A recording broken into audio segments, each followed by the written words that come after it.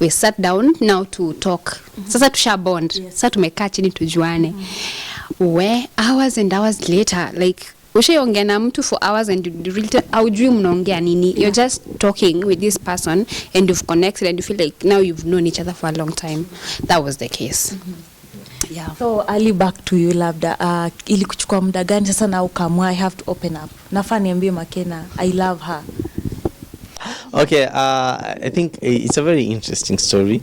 I had a cousin of mine alikuwa anaitwa Sudi who used to stay in Thika back then, and then nilikuwa campus pia hiyo time, and nilikuwa naenda sana kumtembelea most of the time weekends. So there's this weekend nimeenda kumtembelea. So he used to live in an apartment ilikuwa inaitwa Ideal. Alikuwa anaishi apartment ilikuwa inaitwa Ideal. So this day nilikuwa nimekawia sana kwenda kumtembelea. So alikuwa anani pressure, njoo. So nikawa na delay. But this day I was free. It was a weekend. It was on a Friday or Saturday. I'm not sure. So nikiwa kwa stairs naenda kwake. Then I see this beautiful lady. Hatukupatana hiyo time. So I just told myself, this is going to be my woman. You saw her like wapi kwa stairs ama? So apparently inakuwaje watu wangu wa nguvu. Mimi naitwa presenter Ali wa Entertainment PA, the Ace for Amazing. Leo tumekuja kupiga story na Trudy Kitui mwenyewe. Of course ametutembelea nyumbani. So I won't be the one holding the mic. I won't be the one asking questions. Yeye ndo atakuwa anafanya kazi. So thank you very much for coming. Karibu sana. Mamua sasa. Yeah, I'm the queen of content. This is the best online TV show. Of course, niko na presenter Ali and Medina. Niko na the Alice, sindio? Yeah, I'm the amazing family. The amazing family. Guys, I'm super excited. They are my friends who became family actually, and I've been telling you that I'm so happy. Karibuni sana kwa Trudy Kitui and also Ali. How are you, Medina? I'm fine. You fine? Yes. Congratulations. Thank you. Hey. Mwana, mambo vipi? Mimi niko poa. I feel very happy. I feel very blessed. It's such an amazing time to be alive, you know, to see your beautiful, you know, woman bring forth another life. I mean, it's the best feeling in the world. Yeah, mimi nasikia poa sana. Yeah, karibu nyumbani. Huko ndo kwetu. Wow, you have a beautiful home. Asante. Dina, being a young mom, una feel aje? Am I really a young mom? You know, funny thing, no one knows my age, but it feels amazing. It feels amazing to have my firstborn at this time. Like, this is the exact time I wanted to have my first child, and God made it possible, and with the right person. So I'm happy. Ndio ni mrembo, mimi hata sitaki kwa reveal. Mngojeni tu baby face reveal. So because it's my first time to have you both on my channel, nataka tupatie tu watu exclusive. Because I know kuna watu maybe mshashare story yenu hawajaipatana nayo, but how did you guys meet? That is okay, I think it's a very interesting story. I had a cousin of mine alikuwa anaitwa Sudi who used to stay in Thika back then, and then nilikuwa campus pia hiyo time, and nilikuwa naenda sana kumtembelea most of the time weekends. So there's this weekend nimeenda kumtembelea. So he used to live in an apartment ilikuwa inaitwa Ideal. Alikuwa anaishi apartment ilikuwa inaitwa Ideal. So this day nilikuwa nimekawia sana kwenda kumtembelea. So alikuwa anani pressure, njoo. So nikawa na delay. But this day I was free. It was a weekend. It was on a Friday or Saturday. I'm not sure. So nikiwa kwa stairs naenda kwake. Then I see this beautiful lady. Hatukupatana hiyo time. So I just told myself, this is going to be my woman. You saw her like wapi kwa stairs ama? So apparently jirani ya Sudi, my cousin, is the best friend to her. Okay. So I don't know ndo alikuwa anaingia ama ndo alikuwa anatoka. So she's like her best friend was like the next door.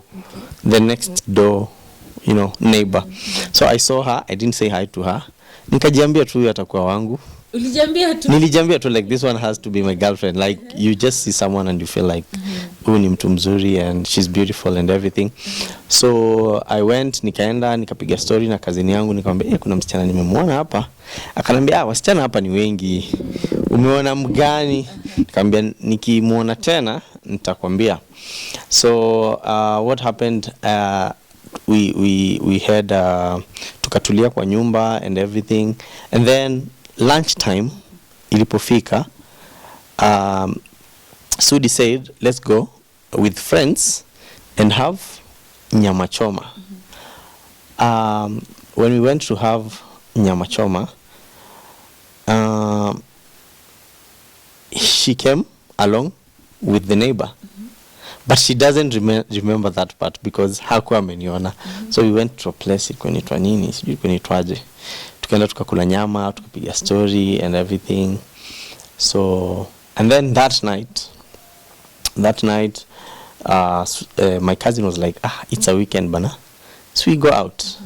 We went out. Then I went out, Mimi, Masudi na another guy anaitwa Labizi, who's like the brother to my mom. So we went to a club, tukatulia, tukakaa chini, and then I see her again, like the third time I'm seeing her, but hajaniona hiyo time yote, hajaniona. And now a day passes, because I normally used to spend the weekend kwa Sudi. A day passes. No, it was, I think the first day was Friday, then Saturday imefika, nimespend bado kwa Sudi. And then we decide to go out again. Yes. And then we were going out, you guys came along. Sindi? Sudi, I think after you told Sudi, because the previous night when we met, but I never, funny thing, I said hi to everyone, but I never said hi to him. Why? I didn't know him, and I did not know he was with Akina Sudi, because now me I know Sudi and Masudi, but now I didn't know you. So like I said hi, and you told me you were there, but I never saw you.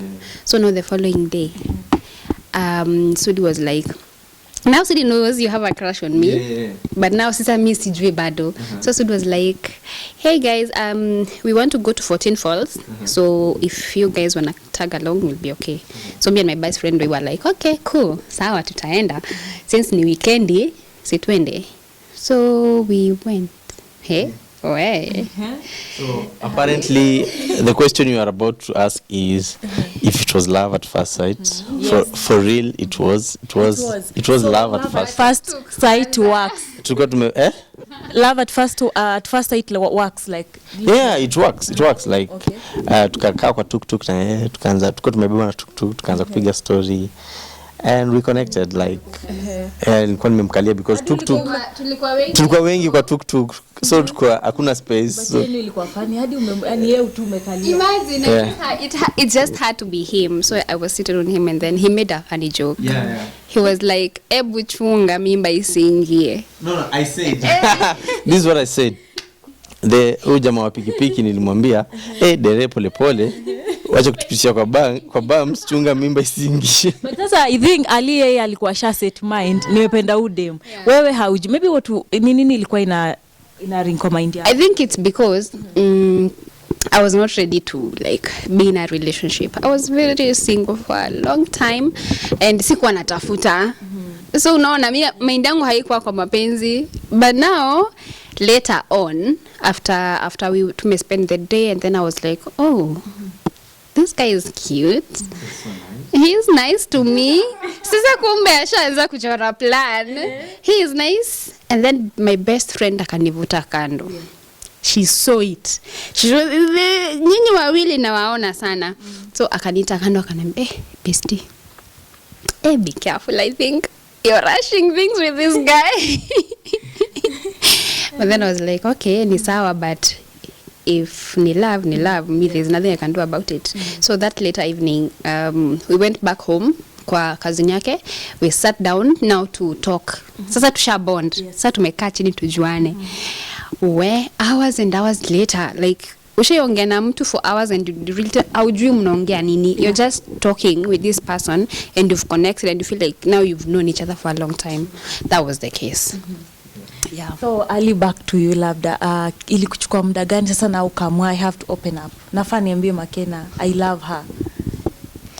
I didn't tell her immediately like I love you, but we kept talking after that. Like I went back, I was working at Y254 then, ile ya KBC, so we talked, and then I think like 2 weeks No, a week later. A week later, I came back, and then we met again, we vibed again, and I was just like, you know, I'm not going to waste any moment. I'm just going to tell this. No, I didn't tell her. I didn't tell her. She was the first one to say it. Oh. Yeah. Yes. I said the first words. Yeah, she was the first Yeah. one to say it. Semaje, we want to hear. Makena tuambie. But okay, let I me was the first one to say I love you. But things happened before I said it, so you all know. So let me ask you this question. It's like ulikuwa unaona hasemi ukaamua kumwambia ama Not really. Actually, I said it in a text. Yeah, It was not like a one-on-one. We used to like communicate a lot. So I just said it. Like I think I had missed him so much because I remember it was like in December and nilikuwa ucha. You didn't say it after a week. That's what I was about to say. She went alienda Ocha. That was Meru. Yeah. And then she came back after like a month, 2 weeks. Yeah, she came now back in January, and then we met, and she was very excited. Then she was always saying that I was not as excited as she was. And then, funny story, I left my phone at my cousin's, so and went out. Like watu wananijua hiyo time. I never used to spend so much time on my phone. Right now I have to because of work and everything. So I left the phone, nikaenda. Then baadaye kurudi ndo nakuja napata hiyo text. Imetumwa like 4 hours ago na sijajibu. Nikajua msichana labda kako na stress. So we met up and I told her I've seen the text and everything. Yeah, and I love you right back. Yeah. So mkaanza relationship. Relationship imekuaje mpaka na mkafika to level ya marriage? Let's hear from Makena first. Relationship ikakuwa vipi? At first it was easy. You know, when you're living at your own place and he has his own place, it's easy because you really don't know this person. Let me tell you, I know people out there are dating, like occasion, kama muishi na mtu, you really don't know them. Unajua tu ile yenye anakuletea, you really don't know them. Uwajui kindani, ujui tabia zao. But now I had a feeling he's a nice guy. But now it was smooth for the first like 2 years, and then we decided to move in together. Where? Sasa nikaanza kuona The real devil. I wouldn't say the real devil. Like now I start seeing like who is this guy? Like anaishi aje, tabia zake ziko aje. Honestly it was not bad. Apart from akukosangi like wanaume si unajua venye tu wanakuanga apart from living a sock here and there. Na wewe ujazo umezoea kuishi peke yako, the house is neat and now you have to accommodate this other person mwenye ako na some weird habits. Yeah, so it became a bit hard, but then inabidi tu mnazoea juu sasa mmeanza kuishi pamoja. If you love this person, you have to come up with ways that you have to cohabit pamoja. Yeah. So this is another question to Makena. Mimi nakumbuka mkipatana na Lee, think you are not a Muslim. Yeah. But ukafika mahali ukatransform, of which so many people ask themselves, kwani udem aliamua tu aje hadi akaamua akatransform akakuwa Muslim, vitu kama hizo? Yeah, actually, so I got tired of people trying to explain to people because most people think that I did it because of him. But for those who know us, it ilifika, I think, in our like third year of dating, how many for them, I'm not sure, I think that we had to split up because he was like, if for him he had his like alikuwa na ground rule, like he would want his first wife akuwe nini Muislam, not that ataoa bibi mwingine, but but it's something we had talked about. Na pia mimi nilikuwa nimwambia it's something I've wanted way since nikiwa high school to become a Muslim, but now for the reasons he wanted me to transform at that so we had to like break up because again you cannot be living with someone na wewe ni Muislamu na mjawana. So that was a thing for him, so we had to break up. So hiyo period ya break up mwana, wewe ulikuwa unafikiria nini? Yes, you love Makena, you love Medina, watu wengi wanajua hiyo, you love her, but sasa mume break up because of she doesn't want to transform.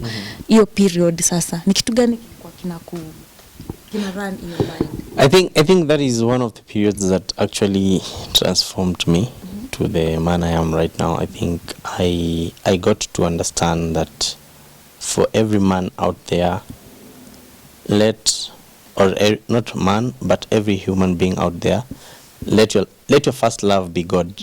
Like once you love God, you can only do what God tells you first, and then everything else will follow. Like looking at our relationship venye ilikuwa kitambo na even sahi, kuna a very huge difference. Tulikuwa tumeweka each other like first, but now tukakuja nikaeka Mungu mbele. Like my religion says my first wife lazima kuwe Muislamu, you understand? So hapo ndo nikagundua kwamba I'm not doing the right thing because she was not Muslim. Kuna kuzini and everything, which is not right according to religion, to the Islam. So nikaona kwamba let's just break up. So each time to break up, I stopped talking to her. I stopped picking her calls. She used to call you after breakup? Yeah, she used to call. Yeah, we used to talk. Okay. But then I just reached a point that I knew that I felt like we were going to get back together. And I didn't want us to get back together while we were the same way we were, because ingekuwa tu ni +1 -1. So I told her, I never told her anything. I just, just stopped communicating. And then fast forward, I think we broke up for almost a year, right? And one day, I think I'm on my social media and I'm seeing this beautiful lady. Amejitanda. Na mbona huyu nikaa namjua? Then I realize it's her. And then I'm like, wait, did she become a Muslim? Then I started trying to communicate with her. Then I realized, yeah, she became a Muslim. And I was like, I'm not going to lose her again. Like, I think this is the opportune moment. So she didn't become a Muslim because of me. I do believe that she found her way through Islam because she had always wanted to become a Muslim. So once she did, nikasema, I'm not going to waste any time. We talked in December. We got back. And 3rd January of last year, we went to the Chief Kadhi and we did a nikah, which is an Islamic marriage. We got married immediately. Yeah. I think washajibu hii swali because actually watu wengi walikuwa nadhani Medina labda alitransform because of you, but I think we've got a good answer from them. Now mkaingia sasa kwa marriage life. Asemanga marriage life ndio kwa vituko Makena. Okay, I don't think so. I don't think marriage life iko na vituko. For us it was easy because we've lived together before. Yes. So there was nothing new. It's not like I was coming to start anew with someone at nianze tuna plan huyu anapenda nini sijui anakuanga je. No, it was not, there was nothing new about him, but in fact it was better because now he was treating me even way better. So for me, I wouldn't say our marriage was hard actually. It was just awesome. Praying together now, like now I started understanding like why it had to happen the way it happened, because unajua sasa atungeomba pamoja yeye anasujudu mimi niko so nilianza tu kuelewa some things pia. I was like anyway, this just had to happen. So for us it was easy. And tunajua Ali ni mtu wako, of course hii pia wewe uko hapo. Ali ni mtu wako ni public figure. And I know before hata mwanze kufanya vlogs pamoja ilikuwa tu nasikia Ali nini Ali ni mtu wa media. Makena atawezana kweli? Maybe ni kitu gani kimekusaidia handle such things, like unaambiwa huyu ni mtu wa media, vitu kama hizi before hata wewe uingie sasa pale uanze vlogs zako? Well, before he got married, he was also in the media. I used to get mad, but then ilifika point I just had to ask God for grace. Nikaanza sometimes ananipeleka job na like sometimes when you call me and I don't pick up, this is what is usually happening. He's super busy. Sasa anakataa kuchukua simu, unaona. So the first time you took me to work, nilichoka. I was like, so this is your work? No thank you. Like it was hectic. So nikaanza kuelewa, and then you just ask God to akupatie grace uelewe, unaona. So for me I really don't have an issue with his work. Mi uelewa, plus I know akona ethics, because as a Muslim, kama una swali, when I see him pray, I know everything is okay. Kama haswali nitajua wewe tabia zako sasa zimeanza kuenda hivi. But when he's praying, when I see him pray, no, you're very clean, you're pure. But nikiona he's not doing it, najua hapa iko kitu, hapa kuna shida. It happen? No really. Okay. Yeah. Sio akiona kama hauswali. Unajisikia amesema akiona hauswali anaona kuna shida. So maana wewe personally yourself ni kitu gani kimekusaidia? Like unaona you have a wife, you have a beautiful wife. Of course kuna DMs kwake, kuna DMs nini wana mimi nakupenda Ali, you looking cute, siji vitu kama hizo. But wewe umeamua ni Makena unabaki na yeye right now, you have a kid.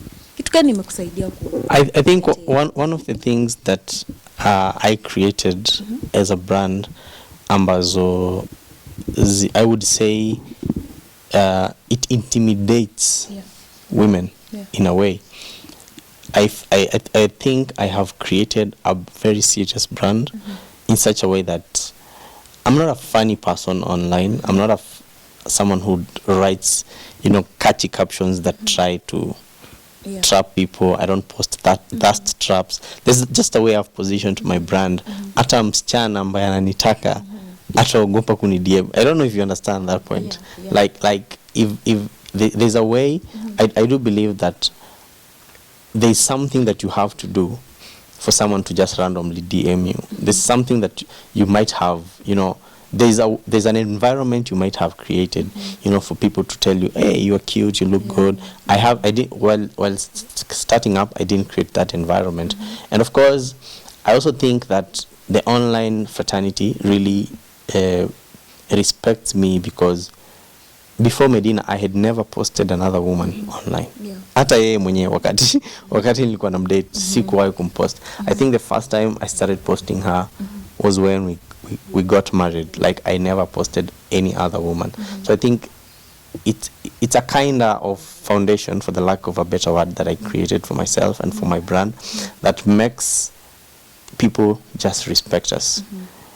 And the way my wife also anajibeba, I really love to appreciate her for that. It also makes it hard for men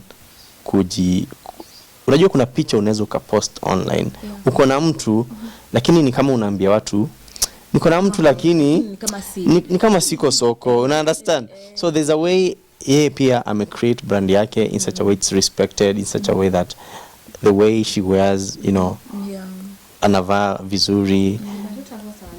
Of course nasema kuna wale wakorofi, wale wanaamua kwamba kwani ni kesho, you understand? But I normally appreciate the love and support all the fans give me, but I respectively tell them that of course I can only be with one person. Siwezi nikawa na 100 women hata wote wanitake. Sina hata uwezo.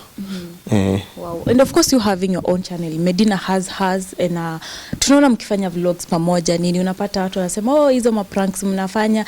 Ali aungeweka bibi yako kwa mtandao, familia yako, vitu kama hizo maybe, and you also mnapata, I'm sure you get negative comments at some point. Medina, has it ever affected you? Maybe unajiuliza kumbe hata ningebaki tu singeingia online. At first I was okay, haikuwa inaniingia, and then later nikaanza kusoma comments sana, and then sometimes kuna comments zingeni trigger and then itaniharibia tu mood, but I'll snap out of it. And then later he told me like you have to know how to deal with these things, because in this space it's either uko na thick skin ama watakumaliza. Nowadays if you comment something hateful ama kitu tu itaniudhi, I just delete, block, hivyo tu. For me, I think I've been in the space for quite a long time, and I've created thick skin, so I just read the comments. Like the other day when we did, since we started posting our baby stuff, there's a lady by the name Wairimu who has been commenting sana, creating pseudos to come comment very bad things about the baby, and I'm like, but for me, I don't feel like anything. I just namurumia. In fact, I just hope that she's gonna be okay, because I don't think that she's okay to comment those things. But I just love everyone. For me, it's nothing but love for anyone. Ana comment vizuri, ana comment vibaya. I do believe kwamba kama umepata time mkakuja comment kwenye video yangu, unatupenda tu. Sema tu uko in denial kidogo. Maybe at some point do you regret kwa celebrity, unajiuliza hey mimi yani sasa nikiweza pata chance naweza tujitoa hiyo jina presenter Ali nini ni kwetu mtoto wa kawaida. A friend of mine asked me if I would choose fame over money, and every time I tell them, going back and coming back again, I would choose fame because it has given me the money, it has given me the life that I've ever wanted, and it has given me, you know, like the networks ambazo singewahi kupata. You know, I've sat kwa tables with big directors, big CEOs, big managers, just because they watch my content. I mean, and I believe it's a huge blessing. So fame inaweza ikakuwa nzuri ama kwako. If it's good and it if it's good, it will make sense to you. If it's bad, you'll find that your fame is actually destroying you every now and then. So for me, sijawahi kujiona funny thing kama mtu famous. Even the way I carry myself around my friends. Me, I'm the simple guy ambao utampata kwa kila mahindi, interact na watu. Sometimes I even forget that I'm famous. So ideally ni you make sure that fame ija kuingia kwenye akili and utaishi maisha mazuri.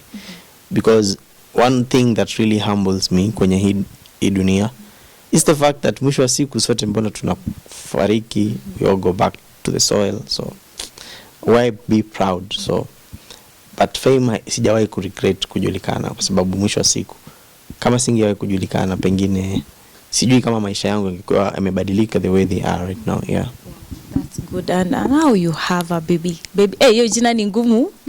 Acha mama yake atatuambia. It's the simplest name ever. It's a nice name. Inaya. Inaya, baby Inaya. Mumepangia nini mtoto? Mamake Inaya? Mi bado janihit. Saa zingine inakanga nikisikia kilia niko like, oh, I'm a mother. Mipango ni mingi. Yeah, let me just say mipango ni mingi. Okay. You feel kuna kitu imechange? Maybe unajua mlikuwa wawili. You used to be 2, but right now you are 3. Is there something that has changed? Well, it happens to every new parents. Tuna adjust. Yeah. We are still adjusting. Baby, I'm really grateful to God. Mtoi wetu si wa kulia. She doesn't cry much. Like hasumbuangi unless she's hungry or she needs a diaper change. She doesn't cry much. So right now there's no hakuna change kubwa apart from there. Sometimes I'm sleep deprived. Bwanangu saa zingine kazi yake unapata hajafika nyumbani, so atafika late, amechoka, but at least he tries to help where he can. But our baby is just nasema she's a good kid. Kuna hii mithi inasemekana kwa mtoto akikuja mapenzi ya baba ya bwana yako yanabadilika, like yanaenda kwa mtoto. Sijui kama ume notice Alia anapenda mtoto sana kukuliko. No, really.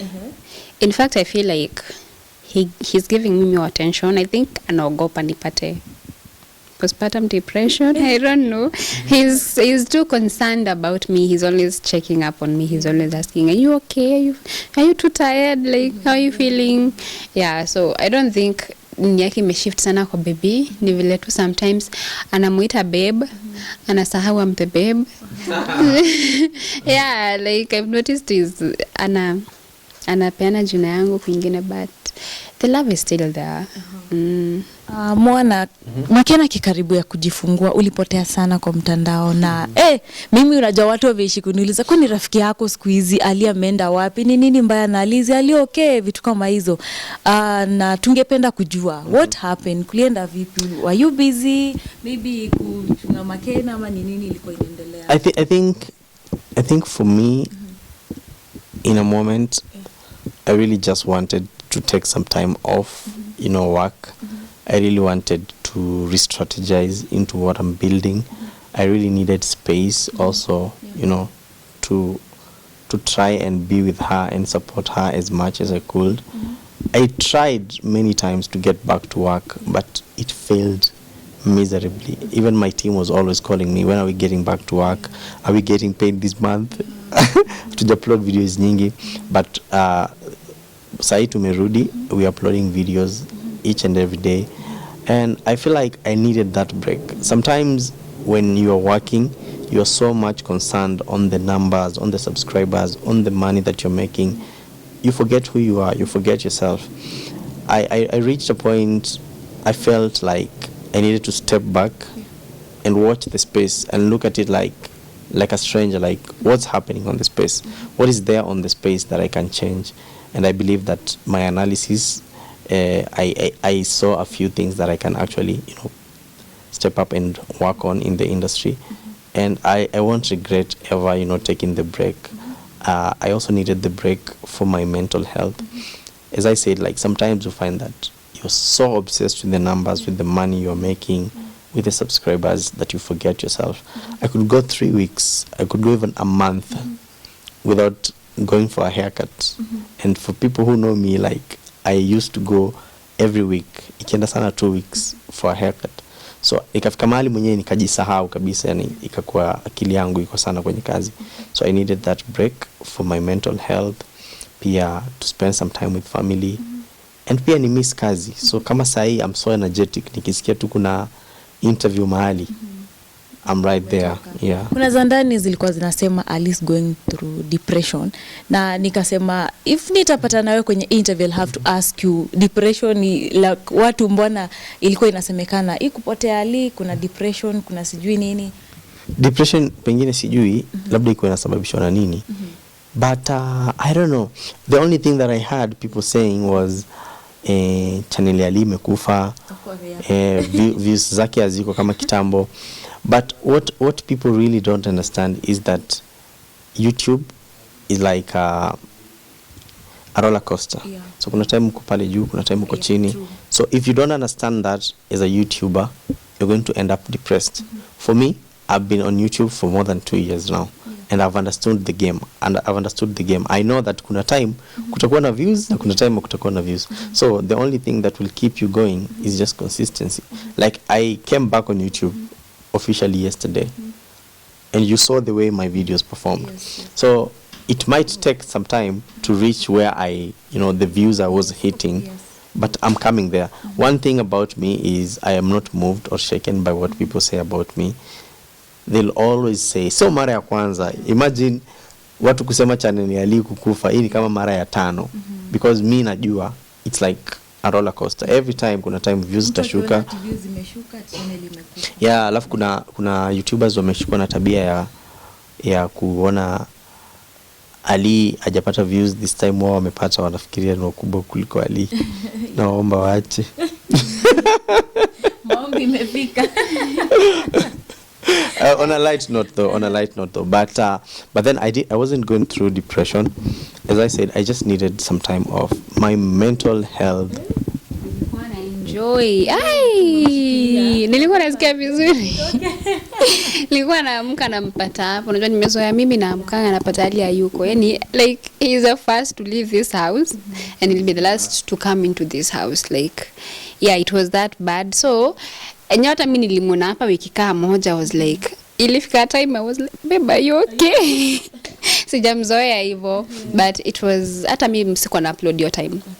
So it was a nice time kubond pia, because at that time pia nilikuwa nimechoka. Mimi sasa ndio nilikuwa depressed. Yeah, kwa depressed. I was the one who was depressed because nimepitisha time yenye ya due date. Mtoto bado hajakuja. I am tired. My legs cannot carry me anymore. And sasa hiyo time tulikuwa I think we were helping each other carry the weight. Yeah, so he'll just come from work. Akuja direct bedroom kwanza kama ameangalia mtoto.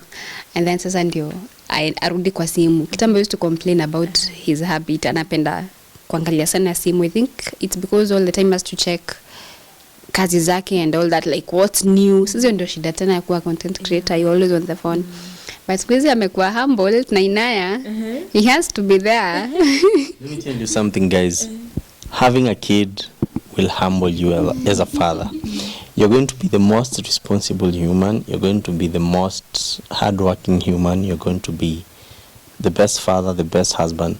Because at the end of the day, unataka mtoto wako grow up, accumulate. You understand? You don't want a child coming and realizing that they have to heal from things that you've gone through. You understand? So it's a point. It's a very good feeling, but it's a feeling that comes with a lot of responsibility. Many people actually, I read from a research somewhere, they either become their best version or their worst version, but I can't choose to be the worst version of myself. Yeah. The best ever. Yeah. What's your biggest fight with Ali? Ile tu ama niseme ni kitu gani tupendi? Of course when you love someone, definitely there is something you don't like about him, or unaweza given a chance unaweza change kwake. Wow. Tuseme tu kweli. Tuseme tu. Yeah. I think he's a bad communicator. He doesn't ajuangi kucommunicate aki, honestly, in every category. Hata wafanyikazi wake wanajua, like I think everyone knows a leader, communication is a, so kama haumjui hivyo utakasirika for no good reason, na atakuja hapo akicheka like there's nothing happened. And you just can't get mad for, as in it's just ajuangi tu kucommunicate. Hiyo ndo kitu tungepewa chance unaweza change kwake. Ajue tu kucommunicate tu is mwana. Na wewe about ye, what would I really change? I think right now nitampe excuse ya right now namuelewa, but Medina sleeps a lot. Medina loves sleep so much, so sometimes you're waking up. Yeah. You know, my mom told me when I was a kid, I used to sleep a lot. Unanile design nyenza na kuja kuangalianga kama una breathe, like nimelala hadi ako like is my baby alive. Yeah, she sleeps a lot, so sometimes I'm an early riser. I wake up sometimes 4, sometimes 5, because I have to wake up very early, niswali, nijitayarishe, nitoke. So sometimes I wake up and we have to shoot something before I go to work. So sometimes I delay, unaona hata kuna usingizi. So sometimes I delay, wait for her to shoot content yake, then inadelaisha kazi yangu na hawa. Na venye I'm poor at communicating, so how they'll keep calling me and I won't pick, and then I'll just go there and tell them I was doing something and I wish you guys would understand. So I think other than kulala sana, ako tu sawa.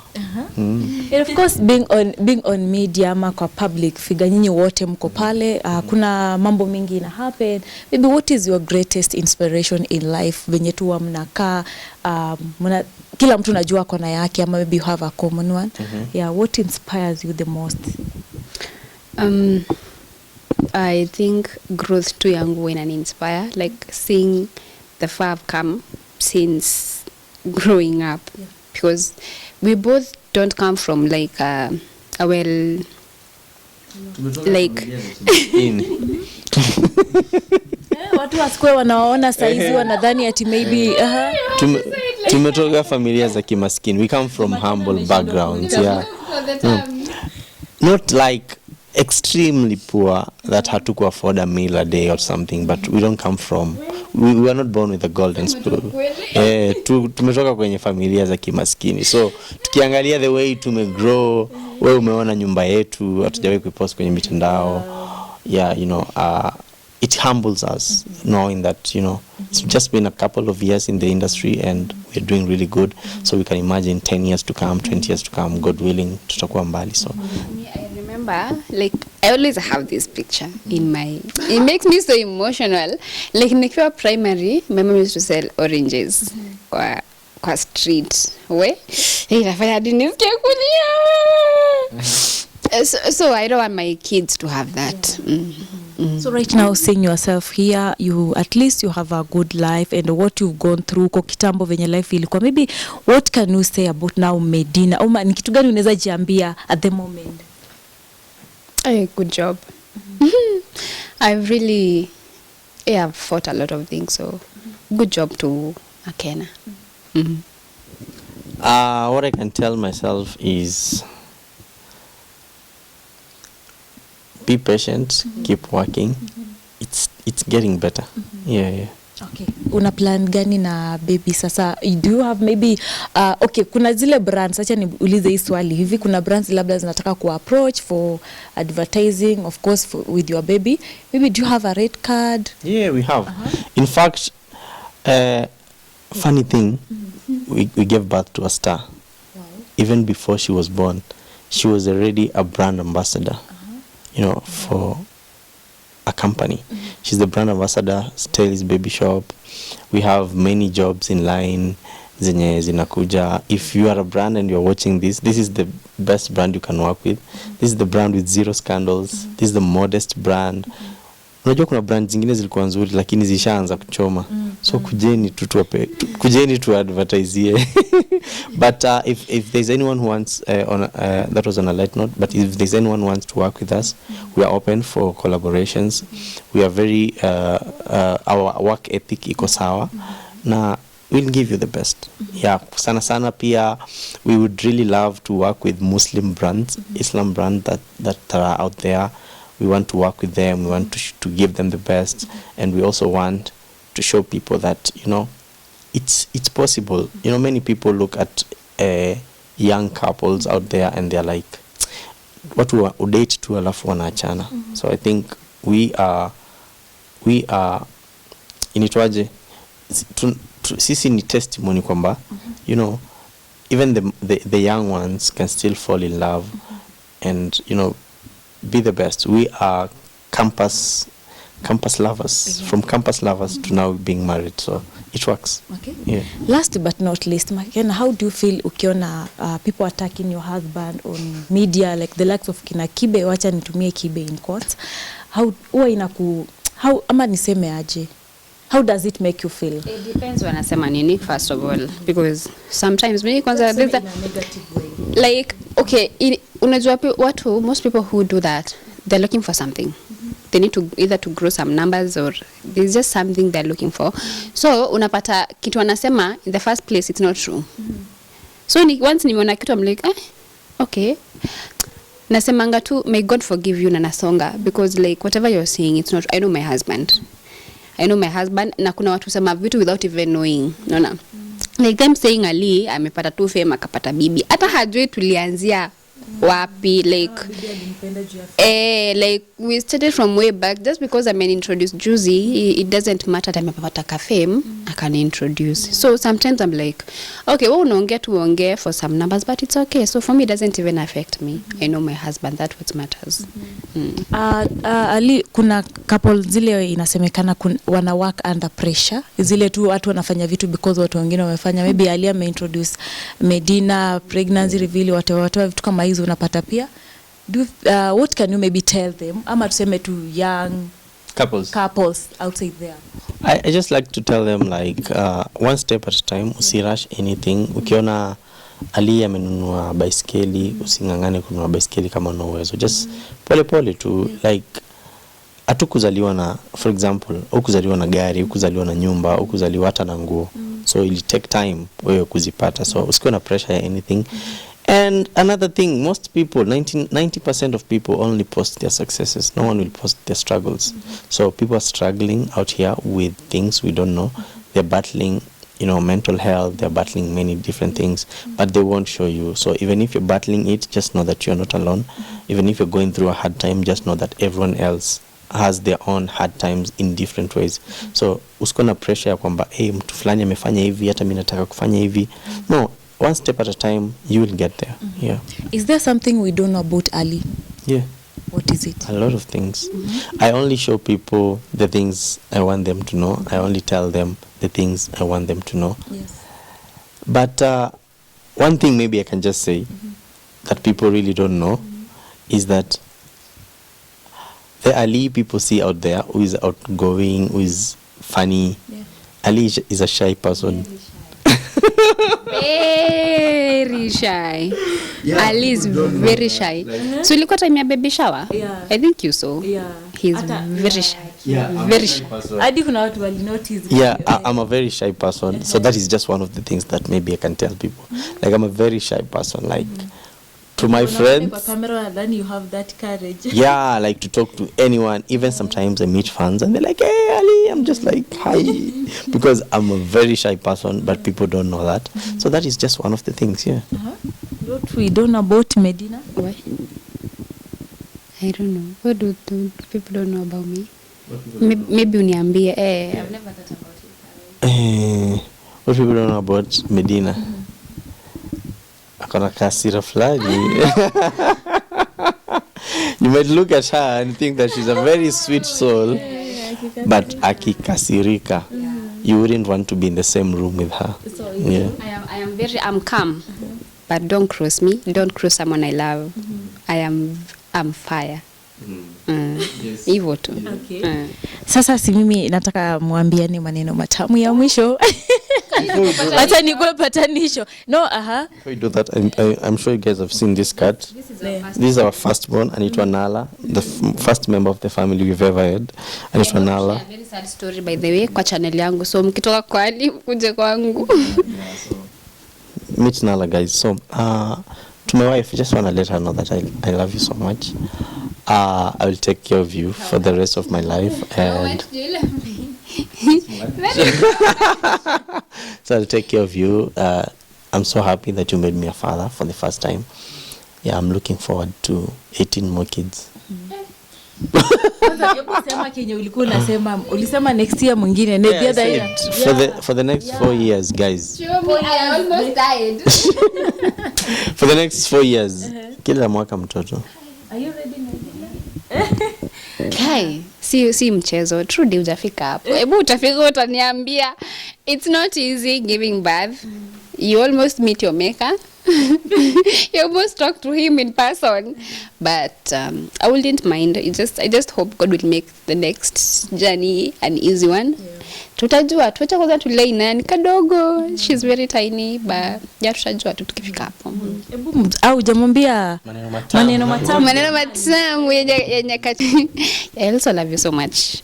Thank you for being the person that you are, for being the husband that you are, for the person you make me be. Like you turn me to be a good version of me. So yeah, thank you for being a present dad, a present husband, a present friend. Literally, you're my best friend. Of course. So we've seen people. A last question talking about Komarok, nini modern. Yes, hatuwezi maliza kama mimi kama mjaongelea Komarok because you guys have been there. Medina amejifungulia pale. Kukoaje mama? Let me speak kwa sababu mimi ndio experience sana. It's sad to see some people try to give them a bad name. And yet these people have never even been there. They have never been treated there. They just want to kuweka hii picha that Komarok is a celebrity hospital. It's not true.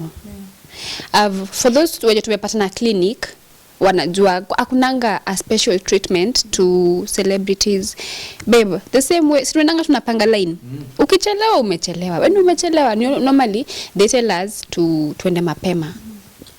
Because hawataki tupange line sana na watu pale tukae sana, because we kuchukuliwa pictures and all that, so tunafikanga mapema ndio tukiwa kwanza kwa line. But ukichelewa ukwe mtu wa 10 wa nini huko, you'll have to queue. So there's no special treatment. They treat you the same way they treat other patients. Sasa tukikuja leo tutapitishwa kwa line uende uone daktari, no way. They treat us the same way. So honestly there's no special treatment for celebrities. About the rooms, maybe mtu alienda akapele kwa different room than yenye nunanga kwa vlogs zetu. It's your money. If you can afford a public wing, go for the public wing. If you can afford an executive wing, a private wing, it's all about ile kitu unaweza afford. Either way, zote ziko sawa. It's just that kuna mwenye akilipa mingi ata receive a better, and a better service extra, a higher quality service. It's just like that. Hakuna artist do special treatment. Some people are normally sent by the competitors to just come and trash talk them, so it's normal in every business. Hata kuna watu wanatumagwa kuja comment kwa page zetu, but ni sawa. Right, so you want you to talk to your good people, your fans, wale young couple pia wenye they look up to you. Of course you inspire so many people outside there, and when they watch your vlogs, when they watch your interviews, Ali wanakwanga one day I want to be like maybe Ali, ama tu nijue Ali alitumia mbinu gani kufika place amefi. I want to be like Medina and Ali. So I want you to talk to them, a word of encouragement. Maybe someone is disappointed down there, anaona vitu zake hazi move. At least they will feel better. Tuanze na nani? Acha tuanze. Anza na Ali. Tuanze na Ali. Let me just say, anyone who's watching me, who has been watching my journey, knows that sijaanza hapa. I started shooting with the phone. I hit 100k shooting with the phone. So start with what you have. Do not wait and say, mimi nangojelea siku nitapata pesa ya camera ndo nianze kushoot. Just start with what you have. Be consistent. Be hardworking. Those sleepless nights will count. I remember when I started, I used to post like 5 to 10 videos a day. I used to sleep 3 hours a day. So if you want it as bad as you want to breathe, you know, like that time when you're choking on food, sijui kama una hiyo time, ufikiriagi kupati, ufikiriagi kitu yoyote, unafikiriaga tu kubreathe hiyo time, unataka tu hiyo food itoke.